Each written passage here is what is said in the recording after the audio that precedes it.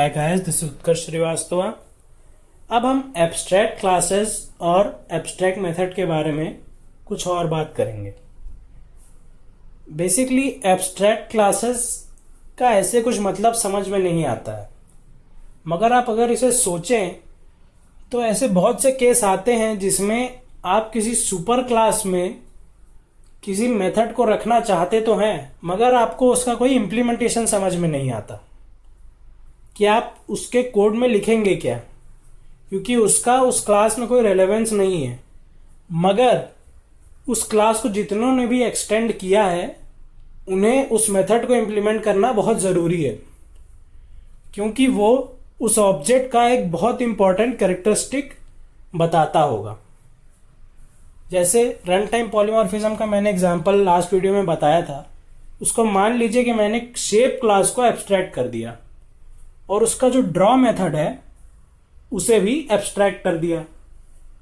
तो shape class में draw करने का कुछ सेंस नहीं बनता, क्योंकि शेप एज इन कोई थिंग नहीं है, वो एक सुपर क्लास है जिसके अंदर बहुत सारी चीजें हैं। हर तरह के शेप्स आते हैं शेप के अंदर। मगर आपको कोई कह दे कि शेप को ड्रॉ करो तो इसका कुछ सेंस नहीं बनता कि आप उससे पूछेंगे कौन सा शेप, और उसे फिर वो शेप बताना पड़ेगा, और वो हो गई शेप की सब क्लास। यही रिलेशन दिखाता है एब्स्ट्रैक्ट क्लास जावा में, कि आप किसी क्लास में कुछ मेथड रखना तो चाहते हैं और वो बहुत इंपॉर्टेंट कैरेक्टरिस्टिक है उसकी, मगर आप उसको इंप्लीमेंट नहीं कर सकते उस क्लास में, क्योंकि उसका कुछ सेंस नहीं बनता। मगर उसे जो भी क्लास एक्सटेंड करती है रियल लाइफ में या प्रोग्रामिंग में, उसे उस मेथड को इंप्लीमेंट करना जरूरी है। तो एब्स्ट्रैक्ट क्लास बेसिकली एक तरह का आर्किटेक्चर है। अगर आपको उसके ऊपर अपनी बिल्डिंग बनानी है और उसके ऊपर आपको कुछ इम्प्रोवाइज करना है, तो उससे पहले आपको उसका बेस बनाना पड़ेगा, और वो है एब्स्ट्रैक्ट क्लास। तो आपको उसकी सारी रिक्वायरमेंट्स पूरी करनी पड़ेंगी एब्स्ट्रैक्ट क्लास की, अगर उसका आपको एक्सटेंड करना है। फिर उसके बाद आपको उसके ऊपर कुछ भी काम करना है आप वो कर सकते हैं। यही दिखाता है एब्स्ट्रैक्ट क्लास जावा में। तो एब्स्ट्रैक्ट क्लास के कुछ रूल्स हैं। पहले तो अगर किसी एब्स्ट्रैक्ट क्लास में एब्स्ट्रैक्ट मेथड एक भी है तो वो एब्स्ट्रैक्ट हो जाती है। अगर आप चाहते हैं कि आप नॉर्मल क्लास में एब्स्ट्रैक्ट मेथड डाल दें फिर उसे चलाने की कोशिश करें, तो कंपाइलर वहीं एरर दे देगा, क्योंकि जिस क्लास में भी एक भी एब्स्ट्रैक्ट मेथड है उसे आपको एब्स्ट्रैक्ट बनाना पड़ेगा, यानी कि आप उसके ऑब्जेक्ट नहीं बना सकते।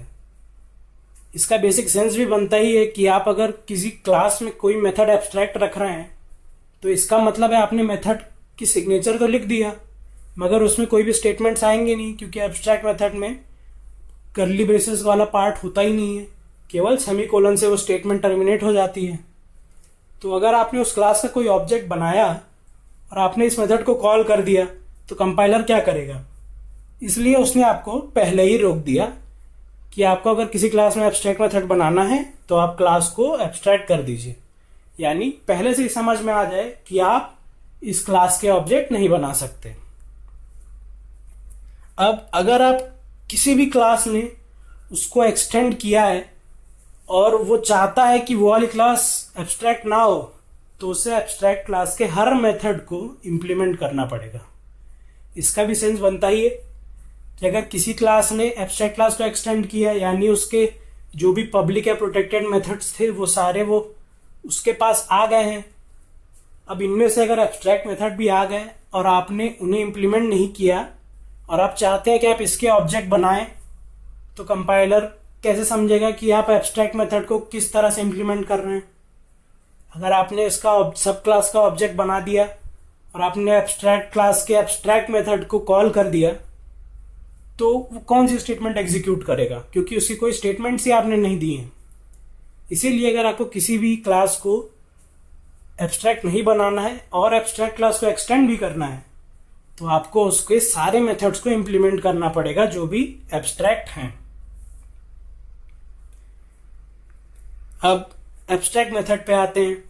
एब्स्ट्रैक्ट मेथड का एग्जांपल मैंने पिछली वीडियो में आपको दिखाई दिया था, जो हमारी बाइक और होंडा का एग्जांपल था। उसी तरह से होते हैं एब्स्ट्रैक्ट मेथड्स।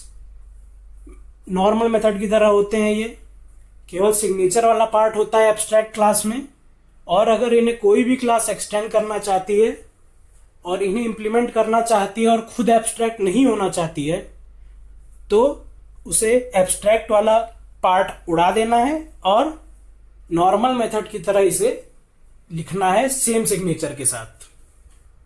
ये हो गई उस क्लास में एब्स्ट्रैक्ट मेथड की इंप्लीमेंटेशन। जो भी क्लास इसे एक्सटेंड करे वो अपनी इंप्लीमेंटेशन बना सकती है, जैसे हमेशा से होता रहा है। रन टाइम पॉलीमॉर्फिज्म जैसा हो जाएगा वो। तो एब्स्ट्रैक्ट क्लास की एक एग्जांपल दे दिया है मैंने, abstract void move to, 2 double arguments ले रहा है और सेमीकोलन से टर्मिनेट हो जा रहा है। तो इस तरह से हमारा चौथा मॉड्यूल खत्म होता है कोर्स का। अब हम नेक्स्ट वीडियो से 5वां मॉड्यूल अपने कोर्स का स्टार्ट करेंगे, जिसमें पहला टॉपिक है इंटरफेसेस।